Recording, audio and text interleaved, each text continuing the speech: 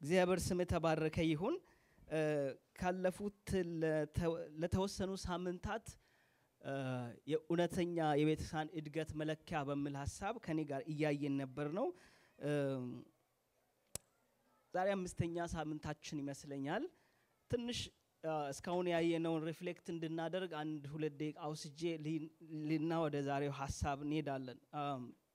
ጤናማ ቤተክርስቲያን ታድጋለች። እንድታድግ ደግሞ ጤናማ መሆን አለባት። ስለዚህ ጤናማ መሆኗን ደግሞ የምናውቃቸው መጽሐፍ ቅዱሳዊ መስፈርቶች ምንድናቸው በሚል ስንነሳ ቤተክርስቲያን በመድር ላይ እስካለች ድረስ በፍጹም ነገር ቤተክርስቲያን ውስጥ መጠበቅ እንደሌለብንና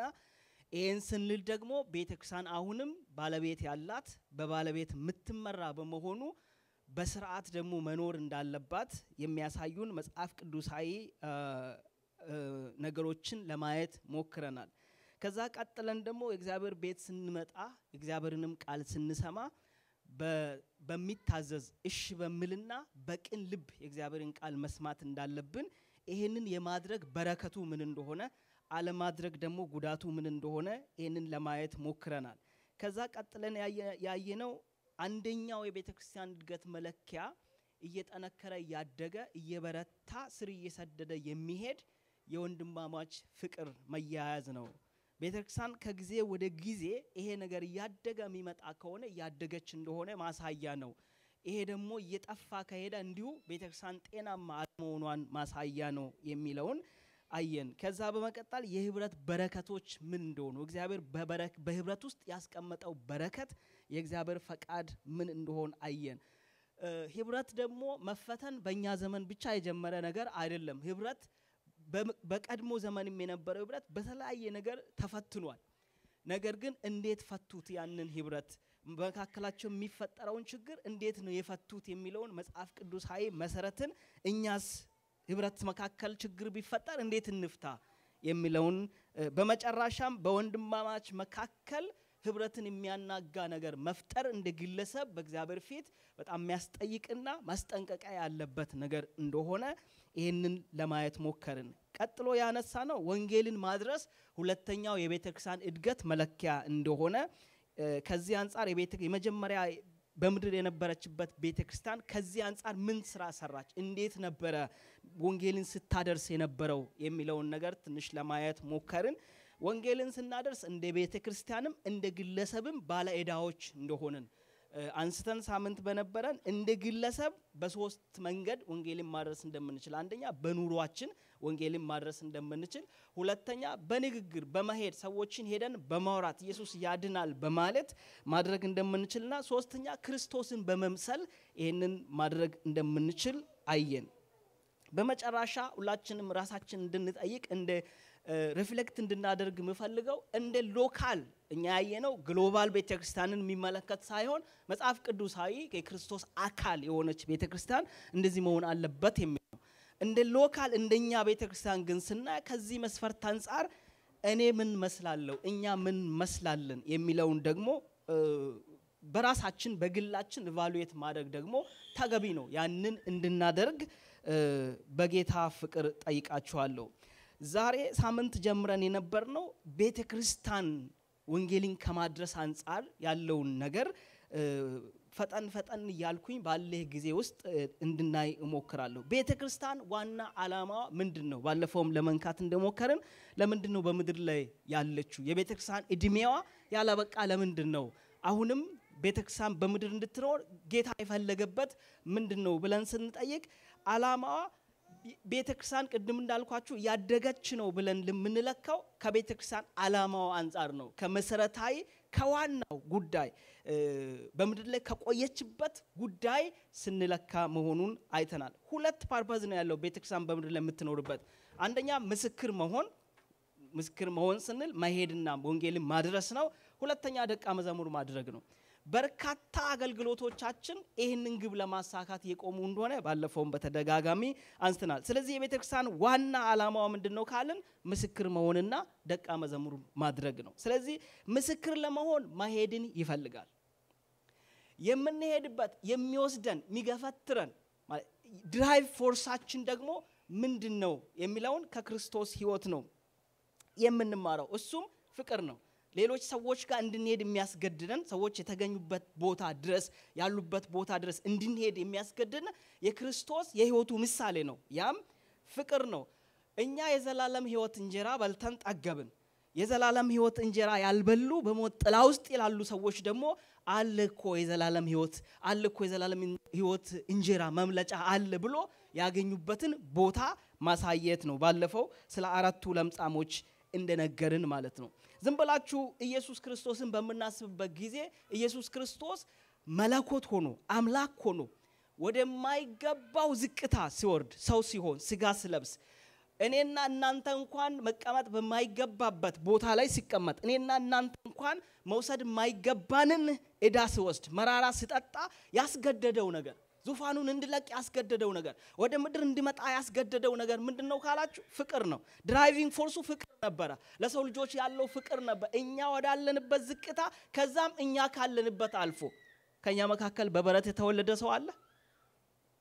በበረት የተወለደ ሰው የለም በበረት እስከመወለድ ድረስ የወረደ ለምንድነው ካላችሁ ፍቅር ነው ሌላ ምንም ጥያቄ የለውም ስለዚህ እኛም ሰዎች ወዳሉበት መንደር የሚያስኬደን ነገር ምንድነው ካልን ሊሆን የሚችለው ፍቅር ነው ፍቅር አስገድዶን ነው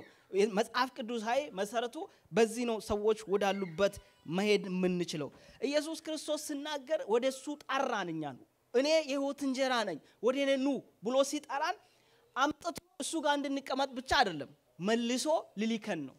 የመጣንበት ለመላክ ነው አላማው ይሄ የእግዚአብሔር መንግስት ፕሪንሲፕሉ እኛ እንድን አብ እንደላከኝ እኔም እናንተን እልካችኋለሁ ነው የሚለው በዮሐንስ ወንጌል ክርስቶስ አብ ሊኮት ነው ክርስቶስ ወደ ምድር የመጣው ለአብ እንደተላኩ እኔ ደግሞ እናንተን እልካችኋለሁ ወደ ጌታ መጣን አላማው ደግሞ ጌታ ሊልከን ነው የሌሎችን መድረስ ነው የቤተክርስቲያን ልክ ጨለማ ውስጥ ብርሃን እንደሚበራ ድሮ አገር ቤት ባትሪ ይዛችሁ ማታ ላይ ሄዳችሁ ልምድ ካላችሁ ጨለማ ወዳለበት ቦታ ብርሃን ይዛችሁ ስትሄዱ ጨለማ በራሱ ጊዜ የሸሸ ነው የሚሄደው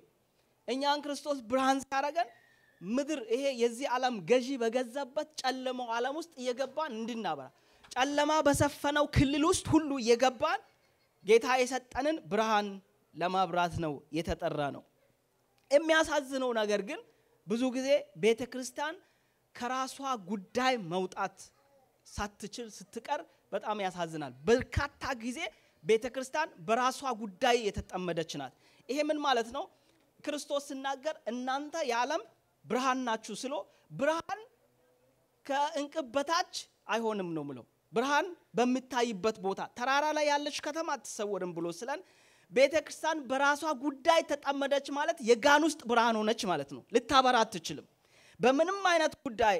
አይነት ጉዳይ ኖሮ በጣም ውጤታማ የሆነ የራሳችን ጉዳይ ብቻ የምናረገው ከሆነ ከእግዚአብሔር ቃል መስፈርት አንፃር የጋን ውስጥ ማብራት ነን ወደ ውጪ ልናበራ ማንችል ማለት እዚህ እርስ በርስ በጣም ብንያያዝ በጣም ብዙ ስራ ብንሰራ በልማት ብንሰማራ ትልቅ ቢልዲንግ ብኖረን ሜጋ ቸርች ብንመሰርት ካልወጣን የጋን ውስጥ ማብራት ነን የጋን ውስጥ ማብራት ደግሞ በራሱ የእግዚአብሔርን ቃልን የሚጻረር ነው የጋን ውስጥ ማብራት እንዳትሆኑ የሚል ነው ጥንቃቄው ስለዚህ ቤተክርስቲያን በራሷ ጉዳይ ለብቻ ከሆነ የጋን ውስጥ ማብራትንና ፈጥነን ከውስጥ ልንወጣ ያስፈልጋል ወደ እግዚአብሔር ሐሳብ ልንሄድ ያስፈልጋል እዚህ የምናረጋቸው ነገሮች በሙሉ ባለፈው አንደኛው ችግሮቻችን ከመንፈታበት ፍቱን መንገድ ነው ብለን ያነሳነው በዋና ጉዳዮቻችን ማትኮር ነው ማለት እርስ በርስ የሚይዘን ነገር የሚጎትተን ነገር እንኳን ቢኖር የሚጎትተን ነገር እየፈታን አይናችን ስቲል በዋና ጉዳይ ላይ መጣል አንዱ ራሱ መብትሄ ነው ወደፊት እንድንሄድ የሚያደርግ ነገር ነው እንዳልን ሁሉ የራስ ጉዳዮቻችንን እየሰራን ይያለን ተሰርተን ያለቀን አይደለንም ሁላችንም እየተሰራን ያለነው የሚይዘን ነገር አለ ግን ዋናው ነገር አሁንም ማብራታችን ሌሎች መብራት መቻል አለበትና ቤተክርስቲያን ይሄን ልታደርግ በጣም አስፈላጊ ነው ኢየሩሳሌምና አንጾኪያ በነበረው ቤተክርስቲያን ውስጥ የገጠመ ነገር ነው ኢየሩሳሌም ላይ የነበረው ሁላችሁም እንደምታውቁ በተለይ እግዚአብሔር መጀመሪያ ላይ የነበረችው ቤተክርስቲያን ስትመሰረት ከነበረው ቤተክርስቲያን ጋር አብሮ ነበር አጠገቧ ላይ ምክንያቱም መሰረት እየጣለ ስለነበረ እንደዛሬ አልነበረ እያንዳንዱ ነገር እየተገኘ ያርማል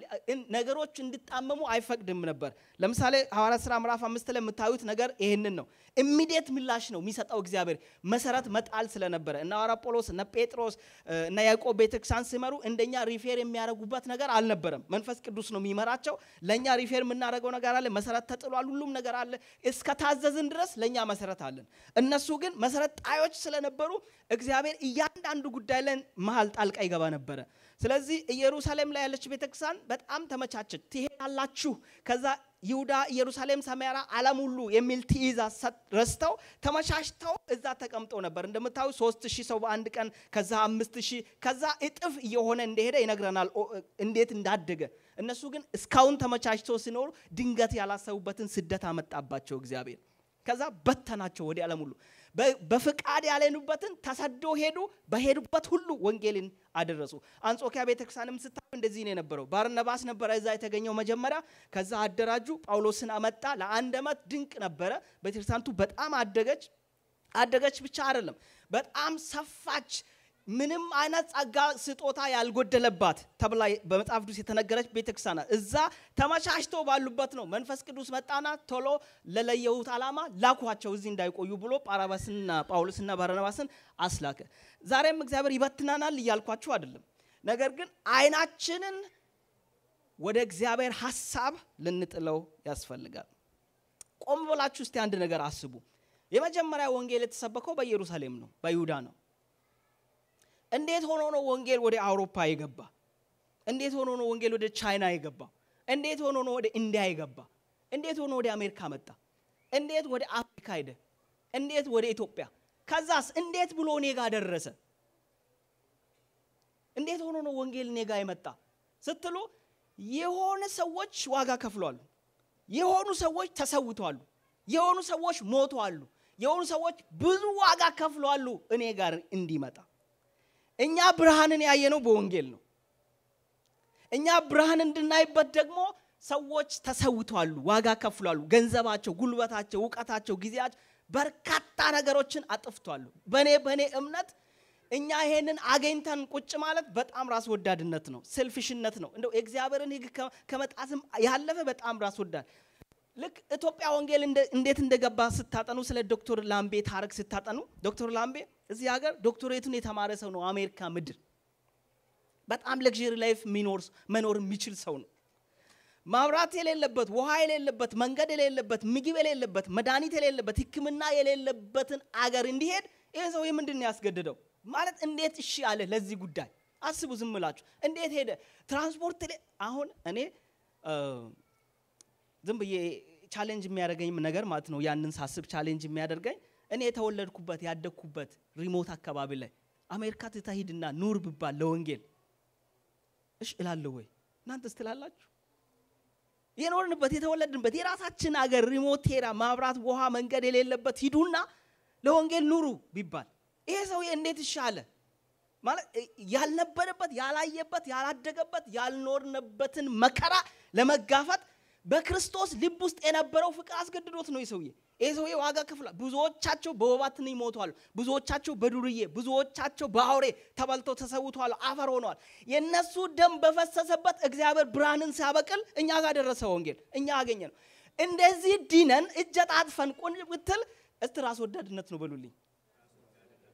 ወንጌልን ካልደገረኛ ራስ ወዳድነት ነው እኛ ጋር የደረሰ ወንጌል ነው ቆሻሻችንን ያራገፈው ሰው ያደረ ምድራዊ ነገር እንኳን ብናወራ ጠግበን ይበላ ነው በወንጌል ነው ምድራዊ እንኳን ብናወራ ከዛ ያለፈ ለዘላለም ህይወት ያዘጋጀልን እኮ እኛ ጋር የመጣበት መንገድ ወንጌል ዋጋ ተከፍሎ እኛ እንክፈል ብንል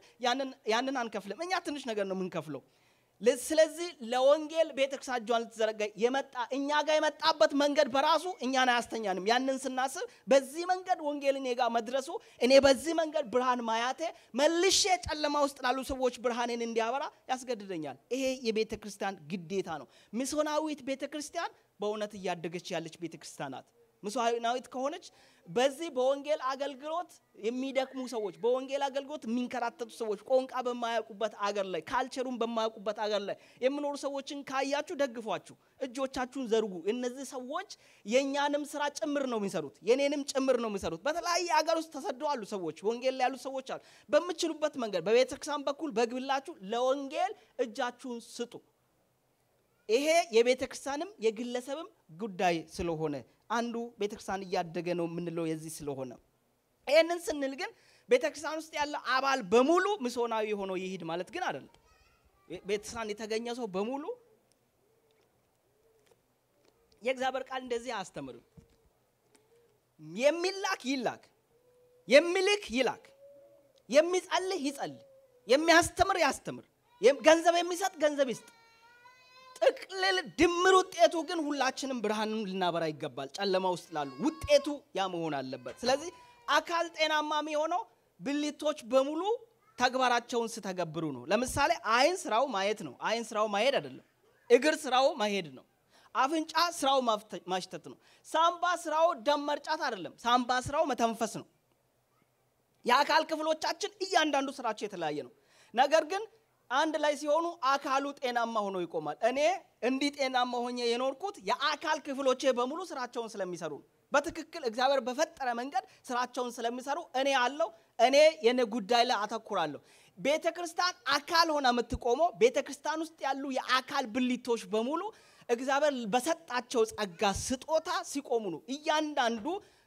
ቤተክርስቲያንን ወንበር ከማስተካከል ተነስቶ በተሰጠን ስጦታዎቻችን ላይ ስንተጋ ቤተክርስቲያን አካል ጤናማ ትሆናለች። አንዳንድ ጊዜ አንዳንድ ብልቶች የራሳቸውን ስራ ከመወጣት አልፎ የሌሎች አካላትን እንቅፋት መሆን ደግሞ ይፈጠራል። ይሄ ኖርማል በአካል ምሳሌ የምታወቀው ነገር ነው። እኔ የተሰጠኝን ድርሻ አለመስራት አንድ ነገር ነው። ሌሎች ደግሞ ስራ እንዳይሰሩ እንቅፋት መሆን ሌላ ነገር ነው። በእግዚአብሔር ፊት በጣም የሚያስቆጣ ነገር ነው። ይሄን ሲሪየስሊ እንድትወስዱ የኛ ድካም እግዚአብሔር የኛ ድካም አንድ ነገር ነው። ሰዎች በራሳችን ድካም የተሰጠንን ነገር አለማድረግ መክሊቶቻችን መቅበር የራሱ ነገር ነው። ሌላም እንዳያተርፍ ግን እንቅፋት መሆን ደግሞ በእግዚአብሔር ፊት የሚያስቆጣ እግዚአብሔርን ነገር ነው። ስለዚህ ነው እግዚአብሔር ኢየሱስ ክርስቶስ በምሳሌ ለጻፍትና ፈሪሳውያን ሲናገር አትገቡም ወይም አታስገቡም በር ዘግተው ማለት ነው። አለመግባት አንድ ነገር ነው፣ ፕላስ አያስገቡምም ጭምር። እግዚአብሔር የማናችንም ጥገኛ አይደለም። እግዚአብሔር በራሱ ችሎ የሚቆም አምላክ ነው። ግን እድል እየሰጠ ኢንቫይት እያደረገ ነው። ና ካንተ ጋር ልስራ፣ ልጠቀምህ፣ ገንዘብህ ላድርግ፣ አትራፊ የምትሆንበትን ላሳይ፣ ና ወደኔ ነው እንጂ እግዚአብሔር ያላንተ መስራት አልችልም እያለ አይደለም። እግዚአብሔር ኔቨር እኛ ገዛ አያስፈልገውም።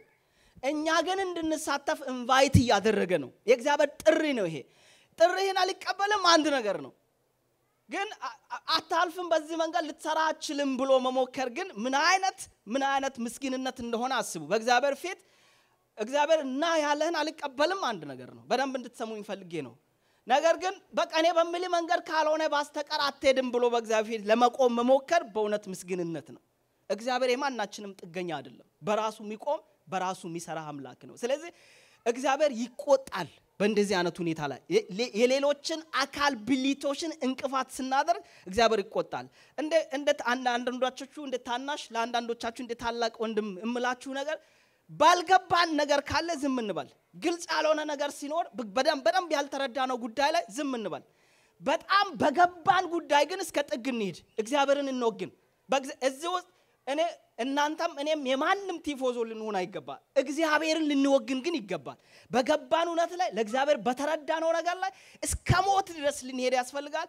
ባልሰማነው ባላወቅነው ባልገባን ጉዳይ ግን ገለልተኛ ራሳችንን ዝም ብንል ለእግዚአብሔር ስራ እንቅፋት ባንሆን ተጠቃሚነን አትራፊ እንሆናለን። ቤተክርስቲያን በምድር ዓላማዋ ወንጌልን ማድረስ ነው። ሪክ ዋረን የሚባል ፐርፐስ ድራይቭ ላይፍ የሚል መጽሐፍ በአማርኛ በብዙ ቋንቋ ተተርጉሟል። ይሄ መጽሐፍ ዓላማ ማር የሚል መጽሐፍ ያነብባችሁ እስቲ። ዓላማ ማር ብዙዎቻችሁ አንብባችኋል። ይሄ ሰው ሌላ መጽሐፍ ደግሞ አለው ፐርፐስ ድራይቭ ቸርች የምር ያ ፐርፐስ ድራይቭ ላይፍ ነው። ፐርፐስ ድራይቭ ቸርች በሚለው መጽሐፍ ላይ የቤተክርስቲያን እድገት መለኪያዎችን 5 ነገሮችን ያስቀምጣል። ፌሎሺፕ፣ ዲሳይፕልሺፕ፣ ሚኒስትሪ፣ ወርሺፕ እና ኢቫንጀሊዝም ብሎ ይልና ከነዚህ አገልግሎቶች በሰማይ አብሮ ከኛ ጋር ማይቀጥል አገልግሎት የቱ ነው ብሎ ይጠይቃል። ለምሳሌ ፌሎሺፕ ስል አብሮን ጌታም ሲመጣ አብረን የምናረገው ነው የሚቀጥል ነው ብሎ ይላል።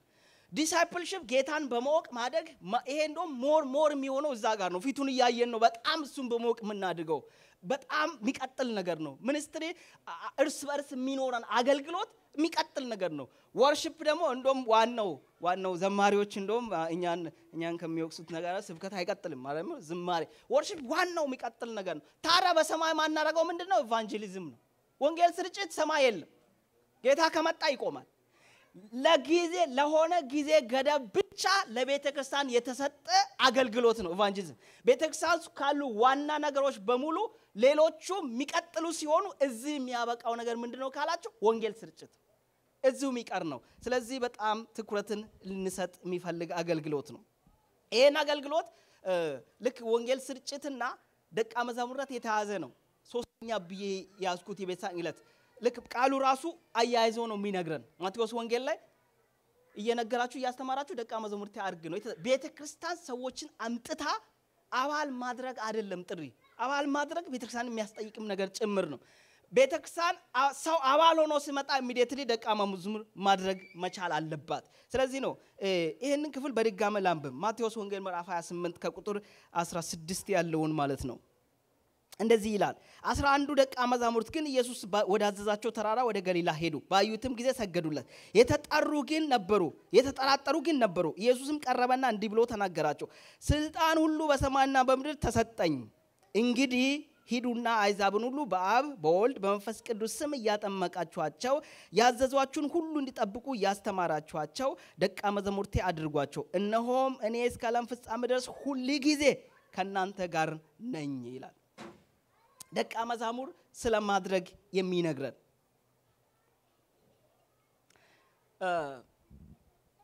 እነን ትምህርት በመዘጋጅበት ጊዜ አንድ ራሴን ቻሌንጅ ያደረገኝን ነገር ላንሳ እነን ጉባኤ አብረን መማር ማጥናት ያለብን ደቀ መዛሙር እንሁን የሚል ነው ወይስ ደቀ መዛሙር እናርግ የሚል ነው የሚለው ነገር ቻሌንጅ አደረገኝ ማለት በየትኛው ፎከስ አድርጌ ነው መዘጋጀት ያለብኝ የሚለው ነገር እስጣያቄ ልጠይቃችሁ በትህትና ተቀበሉኝ ደቀ መዛሙር ነኝ የምትሉ ሰዎች እጃችሁን አሳዩ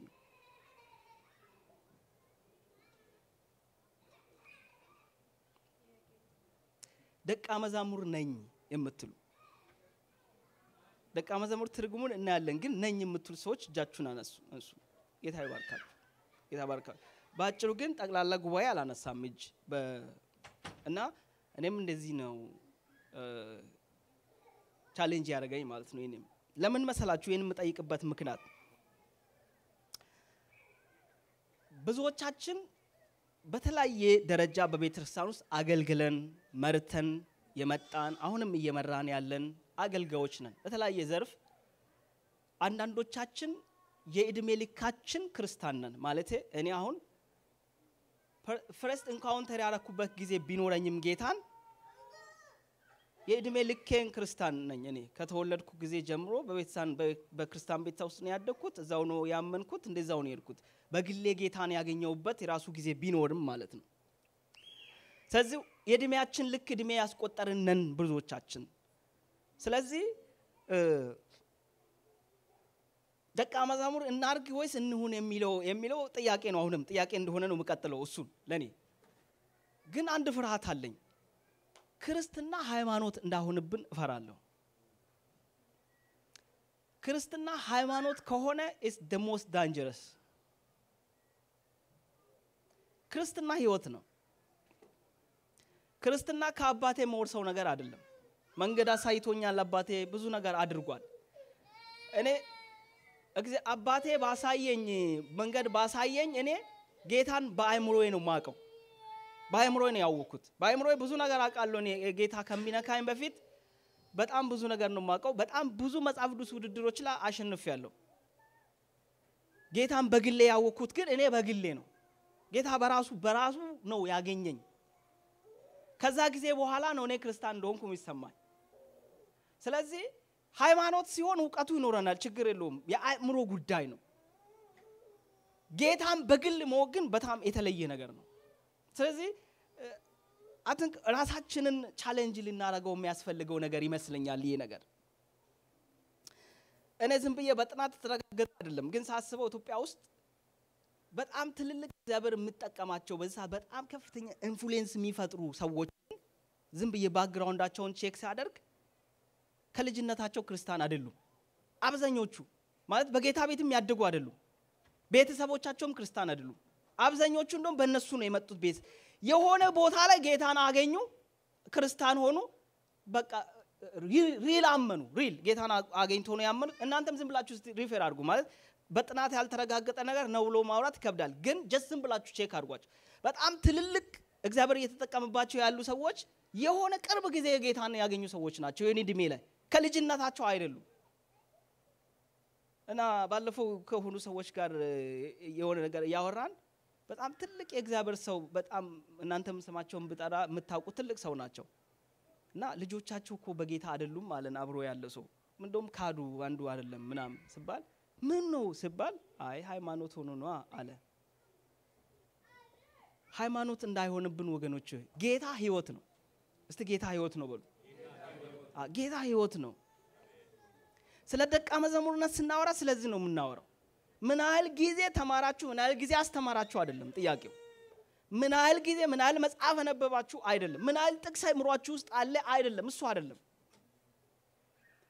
ክርስትና ሃይማኖት ከሆነ በጣም ከባድ ይሆናል ስለ ደቀ መዛሙር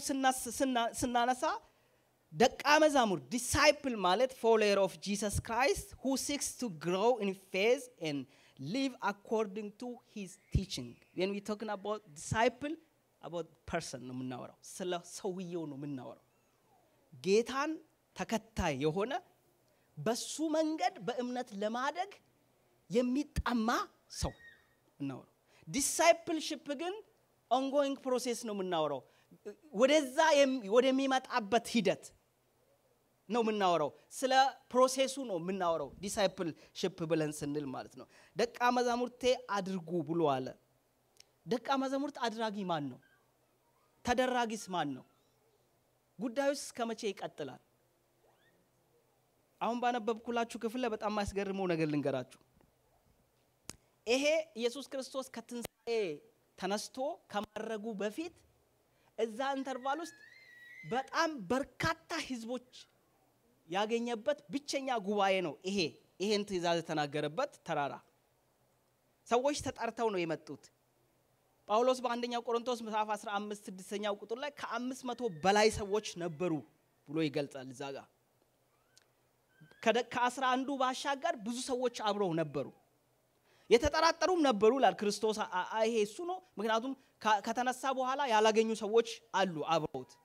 የተናገረው ነገር ምን እንደሆነ ታውቃላችሁ ስልጣን በሰማይና በምድር ተሰጠኝ እኔ ወንጌልን ስናደርስ ዲሳይፕል ስናደርግ በጣም ምኮራበትን ነገር ልንገራችሁ ዛሬ ኒኩሌር ዓለምን ላጠፋ እንደሚችል ይነገራል አይደል ለምሳሌ አሜሪካ ተነሳችና ዓለምን ማጥፋት አለብኝ በኒኩሌር ብትል የኒኩሌር ፊሽካ መንፋት የሚችለው አንድ ሰው ብቻ ነው ስልጣን ያለው በእውቀት በቴክኒካሊ ሰርቶ የፈጠሩ ሰዎች መተኮስ የሚችሉ ሰዎች ዋና ቁልፉን ተጭነው ያሉ ሰዎች አይችሉም ስልጣኑ የላቸውም እነሱ ጋር ፊሽካው የሚነፋ አንድ ሰው ብቻ ነው የትም ሀገር ብትሄዱ ስልጣኑ ያለው አንደኛው ሰው ላይ ነው መተኮሻ ቦታ ላይ የተቀመጠ ሰው ይሄ ስልጣን ያለው ሰው አድርግ ያለውን ማድረግ ነው ካደረጋ እሱ ምንም ማንንም ሰው አይጠይቀውም በቃ ማድረግ ነው የሱ ስራ ደቀ መዛሙር አድርጉ የሚለው is the most authoritative word ነው የተገባ ባለቤቱ የሰጠለኛ ስለዚህ ወንጌልን በመተናገሩበት ጊዜ የነገረው በሰማይም በምድርም ሲል ይሄ ከዛ በፊት በጣም በኤፌሶንም በሙሉ በምድር ላይ ያሉ የስልጣን ደረጃዎች በጣም ብዙ ናቸው ጣቅልሎ ነው የወሰደው ጣቅልሎ በእጅ ነው አለ ከዛስ ያ በእጁ ስልጣን የያዘ ሰውዬ አንተን ደግሞ ሂድልኝ አለ እንዴ አርግልኝ አለ ከዛስ until end of the age እኔ ከናንተ ጋር ነኝ በጣም የሚገርመኝ እሱ ነው ስልጣን በሙሉ በእጁ ላይ ነው ከዛስ እኔ እንዲሄድለት ይፈልጋል እሱ ደግሞ አብሮኛል በገባውበት ሁሉ በተለይ ለወንጌል ስትሄዱ እግዚአብሔር ከናንተ ጋር ነው ይሄን በየመንገዱ የትም በዚህ ልምድ ያለፋችሁ ሰዎች እኔ I am very bold በዚህ ስለ ጌታ ስታነሱ እግዚአብሔር ከለላችሁ ነው አንድ ጊዜ ወንጌል ስርጭት ሄድን ወደ ጊዶሌ የሚባል ሰፈር ደሬ አለ አብሮኝ ነበረ እንደውም ከባድ ሰይጣን ካዘጋጁ ወጥመድ ካመለጡት ውስጥ አንዱ ነው እሱ ለ15 ቀን ሄድ ነው እና ከተማው በጣም ከባድ ስፒሪት ያለ ከተማ ነው ወደ ጂንካ መሄጃ አካባቢ ነው ገባ ከዛ ያወራን አንደኛው ቀን ላይ ያወራን ከተማ መሃል ከበቡን እኔና አንድ ልጅ ነበርን ከበቡን ከዛ እናወራለን እና በጣም ግብዴ ሰውዬ ይሄን የሚያክል ድንጋይ ይዞ ሲመጣ አየሁት እኛ ወደ ተሰበሰብንበት ነው የሚመጣው እና አየሁት በጣም ደነገጥኩኝ ከዛ ወዲያው መንፈስ ቅዱስ አበረታኝ በቃ እቺ ቀጠልኩኝ ከዛ መጥቶ ድንጋው እንደዚህ አድርጎ ይሰማና እንዲ ከፈት አድርጎ ገባ እኛ ወዳለንበት መሃል ገባና ልክ እሱ ሲገባ እኔ ሰይጣን ጨካኝ ነው ሰይጣን ሰዎችን መግደል ነው የሚፈልገው የሚል ቃል ያወራው ነው ባክዝበል ሰይጣን እኛ አልፈለግንም ማልኩ የምን ሰይጣን ትላለ እዚህ ምንም ሰይጣን የለም እኛ አንፈልግም በቃ አንሰማችሁም አለ ማለት ነው ታናዶ ኤው ሰይጣን እኮ ባንተ አንደበት ያወራ ነው አልኩኝ እኔም ከየት እንደመጣልኝ አላቅ ኤው ባንተ አንደ ሰይጣን እኮ አካል የለውም እንደዚህ ነው የሚያወራው አንተ አሁን እየተጠቀመብህ ነው አንድ ተረጋጋና ስማኝ ብዬስል ከዛ ቀጥ ሰውየው ራሱን ሳተ ነው ማለት የሚችለው ሊፈነክተኝ ነው የመጣው እኮ ከዛ ይያል እንዲያረገ ዛ ጣለ እየሰማኝ ይያለ ጣለ ረጅም ሰዓት አወራን ልቡ ተሰበረ እንደዚህ ነው በጣም በርካታ ገብ ጠንቋይ ቤት በአካል እጃቃለሁ ጌታ ወንጌልን በሚናገሩ ሰዎች አጠገብ አለ ይወላ መሞት ካለብንም እንሞታው ስራህን ጨርሰሃል ከበዚህ መሄድ አለብህ ካለ ነው እግዚአብሔር ማለት ያገለገሉ የሞቱ ሰዎች አሉ አይደለ የሞቱት ለምን እንደሆነ ታውቃላችሁ በቃ ስራህን ጨርሰሃልና በዚህ መንገድ ልውሰድ ያላቸው ሰዎች እንጂ የሞቱት ሊገሉ ፈልገው የሞቱ ሰው ጌታን ወንጌል ስናና ኢየሱስ ያድናል ብለን ስንል የተቀበልነው ስልጣን ራሱ እኮ ነው ራሱ ኩራት ነው ራሱ ከለላ ነው ከዛ አልፎ አብሬያችሁ ነኝ አጠገባችን ያለው ስለዚህ ነው ወንጌልን ለመናገር የሚሉ ሰዎች ብዙ ጊዜ እኔ በጣም ብዙ ምን ወንጌል ትላለ እልናል አንዱ ደግሞ ኢየሱስ ምን እኔ ኢየሱስ ጌታ ነው ኢየሱስ ሌባ ነው ብያለሁ እንዴ ኢየሱስ ሌባ ነው ካላለ አብሮኝ ጌታ ነው አይልም እንዴ ወንጌል ስትሩ ሰዎች ደስ አይላቸውም ወንጌል ስትሩ ፋራት መስላችሁ ወንጌል ስትሩ እንደማታውቁ ወንጌል ስትሩ ደካማ መሆናችሁን ሰዎች ይሏቸዋል ሼም ሊያስይዟችሁ ይሞክራሉ ወንጌል ሰዎች እኛ ክርስቲያኖች እንኳን ችግር አለን መንገድ ላይ ሰዎች ጌታን ሊመሰክሩ እኔ በጣም እዚህ ምን ወጣ ነበር በየወዶ ከተማ ስንሄድ ለጌታ ስለ ጌታ ልናወራ ይሄድን ከሆነ ክርስቲያኑ ምንድነው አንተ የምታምነው ከየት ነው በቃ ያደክማል ተባባሯቸው ወንጌል የሚነግሩ ሰዎችን ካገኛችሁ ተባባሯቸው ጌታ ይባርካችሁ እኔ ክርስቲያን ነኝ ከጎናችሁ ነው በጸሎት አግዛችሁ በሏቸው ኮስታራት ከየት ምምጣ ስለ ጌታ የሚያወራውን ሰው ካገኛችሁ መንገድ ላይ ዋጋስታችሁ ስጧቸው ደግፏቸው ክርስቲያኖች በጣም እኔ በጣም ያደክሙኝ ክርስቲያኖች ናቸው ወንጌልን በመንሰራበት 15 20 30 ደቂቃ ዌስት ካረጋችሁ እኔ እኮ ክርስቲያን ነኝ ይላችኋል ድርቅ አድርጎ ካደከማችሁ ጉልበታችሁን ከጨረሰ በኋላ ስለዚህ ለጌታ ስታወሩ ምድር ትጣላችኋለች ጌታ ግን አጠገባችሁ ነው ጌታ ግን ሞገሳችሁ ነው ጌታ ግን ጉልበታችሁ ነው ጌታ ግን ለምን the word is the most authoritative እሱ ጠቅልሎ እጁ ላይ ያዘ ጌታ ነው ሂድ ያለ ስልጣንም በሙሉ እጁ ላይ ያለ አምላክ ነው ሂድ ተናገር ያለ ከዛስ አብሬህ ነኝ ያለ እስታሜን በሉ አሜን ወንጌልን ካልተናገርን በቁም ሞተናል እኔ ጋር የወጣ ወንጌል ባልሰማ ምን ሊሆን እንደምችል አቃል ኢትዮጵያ አስቧት ወንጌል ባትገባ ኖሮ ምን ልትሆን እንደምትችል አንተ ለሆነ ጌታ እኮ ሰራተኛ ባሪያ ነበርክ ምትሆነው የሆነ ሰው የሰራተኛ ነፃነት የሌለ ባሪያ ተሸካሚ ነበር ምትሆነው ምድርቱን ወንጌል ገብቶ ነው ጨለማዋን የገፈፈው ቀና ያለው በወንጌል ነው ለዚህ ወንጌል አናፍስ ጩሁና አላፍርም በሉ ለወንጌል እናፍራ አይገባም እድሜያችን ለሱ መዋል አለበት እግዚአብሔር ብዙ ጊዜ ሰጥቶናል ስራ ምን ሰራበት ጤና ሰጥቶናል ሁሉና ያደረግን ጎን ለጎን ኢየሱስ ያድናል ማለት መቻል አለብን ስለዚህ ደቀ መዛሙር አድርጉ የሚል ተራራው ላይ ስልጣን ሲሰጥ ኢየሱስ ክርስቶስ በዚህ የመጀመሪያ ስልጣኑን ነው ያስተዋወቀው ሁሉ ተሰጠኛል ከዛ እስከ ዓለም ፍጻሜ ድረስ ከናንተ ጋር ደቀ መዛሙር የሚሆነው ማን ነው ሰው ሁሉ የሚያደርገውስ የሆነ ሁሉ ሰዎች ሁሉ ደቀ መዛሙር መሆን አለበት ደቀ መዛሙር የሆነ ሁሉ ዲሳይፕልሺፕ አንዱ ነገር ዲፕሊኬት ማድረግ ነው ያንን ህይወት በክርስቶስ የተቀበልነውን ሕይወት ክርስቶስ በምድር ላይ አሁን የሌለው ነገር ምንድነው ካላችሁ ክርስቶስ ከኛ ጽድቅ አይፈልግ ዕውቀት አይፈልግ ገንዘብ አይፈልግ ከኛ የሚፈልገው አካል ነው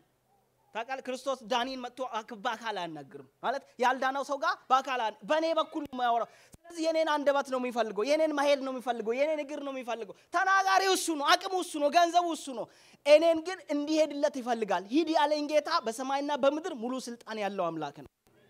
አሜን በሉኝ እስቲ እስከ መጨረሻ ይሄ ይቀጥላል ደቀ መዛሙር ሶስት ነገሮችን የያዘ ነው ደቀ መዛሙር ስንል ተማሪ ተከታይና መልእክተኛ learner follower and messenger ሶስቱንም ነገር አካቶ ደቀ መዛሙር ስንል ሁሉ ጊዜ ተማሪ ማለት ነው ተከታይ ማለት ነው ደግሞ መልእክተኛ ማለት ነው በአዲስ ኪዳን ማቴቴስ የሚል የግሪክ ቃል ነው ለደቀ መዛሙር ለምለው ቃል ተጠቀሙ የትርጉሙ የቃሉ ትክክለኛው ትርጉሙ ኢሚቴት ማድረግ ማለት ኢሚቴት ምን ኮፒ የሚያየውን ነገር ኮፒ የሚያደርግ ያንኑ ነገር ኮፒ የሚያደርግ እኔ በጣም ጥሩ ምሳሌ እኛ ቤት ልጆች ናቸው እኛ ቤት ታላቋ የምታደርገው ሁላችሁም ቤት የሚያደርጉ ነው ብዬ አስባለሁ ታናሹ በቃ እሷ ያደረገችውን ነገር በድንገት ጠረጴዛ እንደዚህ ተደግፋ አልፈ ከሆነ እሱ መጥቶ እንደዚህ አድርጎ ነው የሚያልፈው ሳሞኑን ምን ያስገረመን ታውቃላችሁ ትንሽ ያስላት ነበረቻች እሱ የለውም ግን እሱ ደግሞ ኮፒ አድርጎ ምንም የለውም ግን እሷ የምታደርገው ነገር መስሎ ያደርግ ነበር ልክ ያ ማለት ነው ደቀ መዛሙር ማለት ጌታውን ኮፒ የሚያደርግ የጌታውን ኮቲ ኢሚቴት የሚያደርግ ማለት ነው ደቀ መዛሙር በቃ ስለዚህ ተማሪ ነው ተከታይ ነው መልእክተኛ ነው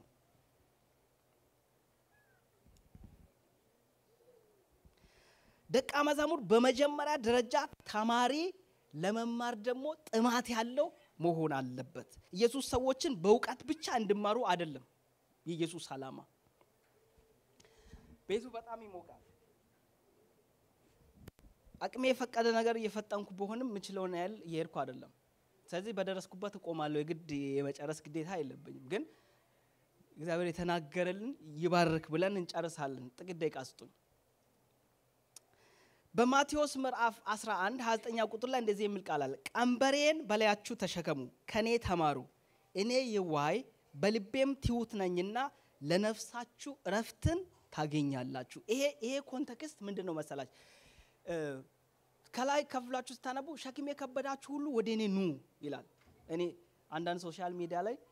እንደዚህ ሰውዬ አጎንብሶ እየሄደ ይሄን ቤት የሚያክል ድንጋይ በጀርባው ላይ አድርገ ምናምን አይታችሁ ከሆነ ብዙዎች ይሄን ቤት የሚያክል ድንጋይ ጀርባው ላይ አድርጎ እንደዚህ ያጎነበሰ ሰው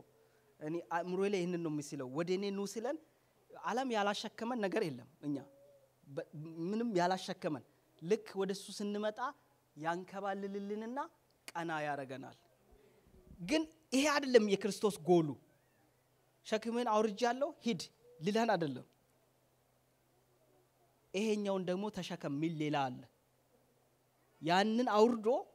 ሌላ እሱ እንድንሸከም የሚፈልግ ነገር አለ ያንን ሸክም ደግሞ ሲያስታውቅ ምን አለ ቀልል ነው ሸክሙ እንደዛኛው የሚያጎብጥ አይደለም ቃል ፈቶ ሚለቅ ጌታ የለንም ይሄን እናውቅ ያስፈልጋል ፈቶ አሁን ታመን ብንጠይቀው ድናሃል ሂድ ተፈውሳል ሂድ እንትን ሆኖላል ሂድ ሚል ጌታ የለንም እሱ ጋር እንድንቀር ነው የሚፈልገው ጌታ ሁሉ ጊዜ ዓላማው እሱ ጋር እንድንቀር ነው ከዛ የኔን ተሸከሙ ብለን እንትኑ ቀሊል ነው ይሄ ክፍል ምን ማለት እንደሆነ ላሳያችሁ ቀንበሬን ተሸከሙ ሚለው ኮንቴክስት እኔ ልጅ ሆኜ ቤት ከፋዘር ጋር ምን እናደርጋለን መሰላችሁ በሬ ትሬን እናደርጋለን አዲስ በሬ ለጋ ማረስ ምታውቁ ሰዎች ያንን ነገር ምታውቁ ሰዎች ምልክት አሳዩ አላዳድሷችሁ ለእናንተ አይሰራም ይሄ ምሳሌ ግን በጣም ቃሉ የሚገልጽልኝ እሱ ስለሆነ ልጠቀም በሬ ትልቅ የሚያርስ ልምድ ያለውን በሬ ያመጡታል አዲስ ገና ለጋ በሬ ለማለማመድ ማለት ነው ከሱ ጋር በአንድ ቀንበር ውስጥ ይጣመድና ከኋላም ወይ ገመድ ከፊት ገመድም ሊኖር ይችላል ወራበ ልክ የመጀመሪያ ቀን ስታደርጉ በሬው ሰማይ ምድሩ ነው የሚጠፋበት ይዘላል ይወርቃል የፈለገ ቢሆን እየገረፉትም እየጎተቱትም የተወሰነ ያስኬዱታል ማለት ነው የመጀመሪያ ቀን ከዛ ይፈታል ሁለተኛ ቀንም ያመጡትና ከዛው በሬ ጋር ተደርጎ እንደገና ያስኬዱትና ይያላችሁ ራሱ ዳና ምርጥ በሬ ሆኖ ያርሳል ማለት ነው ትሬኒንግ ሲደረግ ክርስቶስ የኔን ህይወት ለመማር ከኔ ጋር ተጣመዱ ነው ልክ ይሄን ኮንቴክስት ነው የሚያወራው ይክፍል ከኔ ጋር ተጣመዱና ትሬን ላርጋችሁ የኔን ህይወት እኔ በልቤ እንዴት ትሁት እንደሆንኩ እንዴት ቅን እንደሆንኩ ቀንበሩ ራሱ እንዴት ቀላል እንደሆነ ታዩታላችሁ ከኔ ጋር ተራመዱ ነው ፈቃደኛ ናችሁ አንገታችሁን ለመስጣት በዚህ ቀንበር ውስጥ ለመግባት የመጀመሪያ ቀን የገባው በሬ ይገረፋል መገረፍ ብቻ ሳይሆን ገና ሁኔታው ራሱ ለሱ ሌላ ሲኦል ነው ሁኔታው ራሱ በራሱ ነው የሚጎዳው ራሱ በራሱ ሲዘል ሲወራጭ ሲራገጥ ደክሞ ነው የሚወጣው ለምን አዲስ ነው ለሱ ሼፕ እስኪያረገ እንደራስ ጌታ ከሱ ጋር እንድንጠመድ ነው የሚፈልገው እዛ ቀንበር ውስጥ ገብተን ወክስና ረግ አብረን ከሱ ጋር እንዴት ትዩት እንደሆነ ልቡን እናያለን እንዴት ቅን እንደሆነ እንዴት ርህሩ እንደሆነ እንዴት መልካም እንደሆነ እግዚአብሔር ለምን እንደሚፈልጋል አብረን ወክ እንድናደርግ ጌታ ይፈልጋል ለርነር ኤን ነው ከሱ ጋር እየሄድን ህይወቱን ኮፒ እንድናደርግ እግዚአብሔር ይፈልጋል ስለዚህ ደቀ መዛሙር ሁሉ ጊዜ ከጌታ ጋር ሳይድ የተጠመደ ማለት ነው በመንፈስ በሱ ቀንበር ውስጥ የራሱ ፍላጎት የለውም የራሱ ፈቃድ የለውም ወደሚፈልግበት ወደሚሮጥበት አይደለም የሚሄደው ጌታው ወደሚመራበት ዳይሬክት ጎል ስትሄዱ እርሻው እኮ የራሱ ስትሬት ላይን አለው እንዲ ያለ ነው የሚያስቸግረው አዲስ እኛም እንደዚህ ነን ምክንያቱም እኛ እንደፈለግን መዝለል ነው የምንፈልገው ግን ጌታ የሚፈልገን እዚህ ላይን ውስጥ እንድንገባ ነው መማር ይሁንልን የሚያም ቢሆንም ለጌታ አንገቶቻችንን መስጣት በእውነት ተገቢ ነው ማርያምን ምሳሌ ያነሳል ማርያምና ማርታ ካያችሁ ጌታ ኢየሱስ ክርስቶስ የከበደ እንግዳ ወደ ቤታቸው ሲመጣ ሁለቱም ድርሻቸው የተለያየ ነበር ማርታ ስትሮጥ እኔ አንዳንድ ጊዜ ቤተክርስቲያን ውስጥ እኛን የምትመስል ይመስለኛል ማርያም በተለይ ከፊት ያለን ሰዎች አግሎት ያለን ሰዎች ማርታን ነው ምን መስለውኛ በአምልኮ መካከል ብዙ ነገር አለ እንቀሳቀሳለን እናደርጋለን ያን ስንል ይሄን ስንል ያን ስንል ይሄን ስንል ማርታ በቃ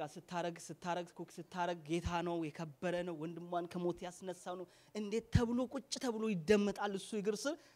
ማርያም ግን ጉዳዩ አይደለም አይኗን እንኳን ካፉ የነቀለች አይመስልኝም ከእግርሱር በቃ ጥቅልል ቁጭ ታዲያ ጌታ እንዴት እንደተደሰበባት እንዴት እኔ በቃ የሚያስፈልገው እኮ አንድ ወይ ጥቂት እሷ እንደውም ጌታ የከበረ እንግዳው ነው አይደል አንተ እንኳን አለችው እሷን ተይሽ አንተ እንኳን አግዛት አትልም ዋና ነገር ነው ለሷ ወገኖች ሁሉ ጊዜ ከጌታ ጋር አብረን ስንሆን ህይወቱን ሼር እናደርጋለን ጥበብን ከሱ እንማራለን መልካችን ይቀየራል ጌታን እናንጸባርቃለን ነው ከዚህ በላይ ባለጥሩ ነው ዛሬ ስለዚህ በጌታ ጋር አብሮ መጠመድ ይሁንልን ደቀ መዛሙርነት ትንሽ ነገር ይቀራኛል የካራክተር ለውጥ የአእምሮ የውቀት ጉዳይ አይደለም ቅድምም ብያችኋለሁ የካራክተር ለውጥ ነው ክርስቶስ እሱን መምሰልን ቢውልድ እንድናደርግ ነው የሚፈልገው ከዚህ በኋላ እኛ ደቀ መዛሙር የመሆን ትምህርት ሳይሆን ሊያስፈልገን የሚገባ ደቀ መዛሙር እንዴት እናድርግ የሚል ነው ጎላችን ሊሆን የሚገባ ውይይታችን ሊሆን እንዴት እንድረስ የሚል ነው መሆን ያለበት እንጂ ይሄ አሁን ዛሬ ዘመን ላይ ያለው ሜጋ ቸርች የኛንም ሰዎች በሳምንት አንድ ጊዜ መጥቶ ለሁለት ሰዓት አንድ ሰው የተናግሮ አሜን ይልል ተብሎ የሚበተን የመጽሐፍ ቅዱሳዊ አይደለም ትረስት ሚ የመጽሐፍ ቅዱሳዊ አይደለም ሰዎች ስድስቱን ቀን በዋለበት ውሎ ሰባተኛ ቀን መጥተው ሁለት ሰዓት አንድ ሰውየን ሰምቶ የማሄድ ክርስትና አይደለም መጽሐፍ ቅዱሳዊ አይደለም አትወል እዛ ምንም እንደምናደርገው በሳምንት አንድ ጊዜ መጣን እዚህ የተቀያየርንኛ እየቆምን ሁለት ሰዓት አብረን ቆይተን የምንሄደው ክርስትና አይደለም ክርስትና ጌታን መምሰል ነው እሱ ጓዳ መሰንበት ነው ቤታችን ልንሆን ይችላል ስራዬ wherever we go በእግዚአብሔር ጓዳ ውስጥ መሰንበት ጌታን መምሰል ማለት ነው